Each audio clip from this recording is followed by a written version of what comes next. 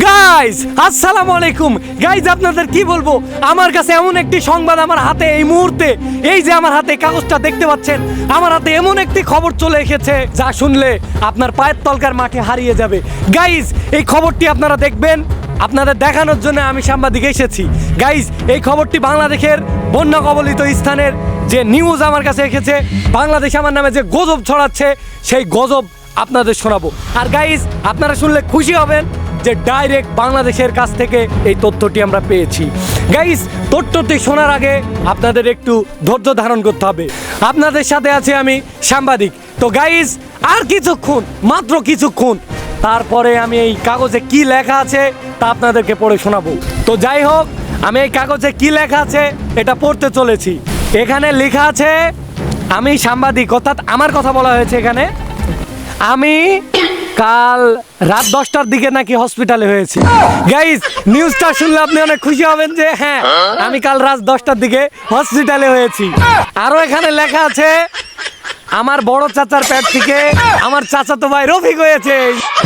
এই সংবাদটি দিতে আমি ভুলে গেছিলাম। হ্যাঁ, আমার চাচি অনেক খুশি হয়েছে যে আমার চাচার পেট থেকে আমার চাচাতো ভাই হয়েছে, তাতে আমি অনেক খুশি।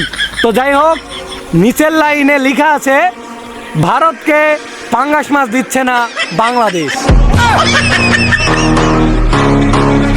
গাইস এটাই সত্য কথা। গাইস আমার ভাবলেই কষ্ট লাগছে।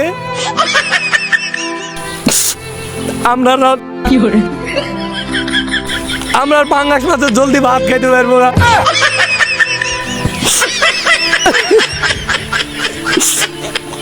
বাংলাদেশ আমাদের সাথে কাজটা ঠিক করলো না। সামান্য পানি তো দিছি, অন্য সময় পানি চাই আমরা দেই না, নাই এবার পানি দিছি, নাই যা দরকার ছিল তার থেকে বেশি দিছি, নাই মানুষের বাড়িঘর ডুবিয়ে দিছি।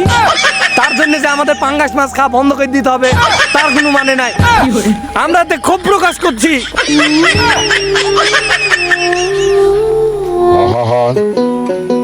আমি পারি না, আর পারি না, আমি কেন মরি না। আমার অল্পনা বসের বন্ধু